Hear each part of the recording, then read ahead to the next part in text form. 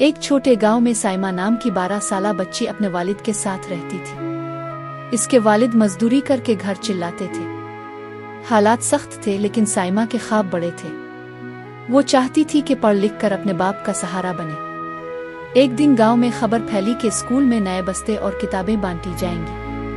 سب بچے خوش ہو گئے مگر سائمہ جانتی تھی کہ صرف ان بچوں کو کتابیں ملیں گی جو داخلہ فیس دے سکتے ہیں۔ اس کے والد کے پاس اتنے پیسے نہیں تھے۔ رات کو سائمہ اپنے والد کو دیکھتی رہی جو تھکے ہارے ایک پرانی چادر اوڑھ کر سو گئے۔ اس کی آنکھوں سے آنسو بہنے لگے۔ وہ دل ہی دل میں دعا کرنے لگی۔ اگلے دن سائمہ نے ایک فیصلہ کیا۔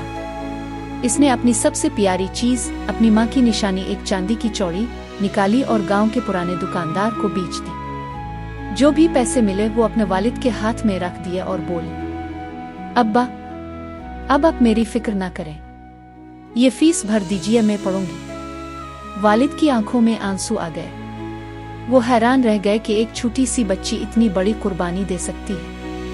چند دن بعد جب اسکول میں سائمہ کو نیا بستہ اور کتابیں ملیں تو پورے گاؤں نے دیکھا کہ اصل محبت اور قربانی کیا ہوتی ہے۔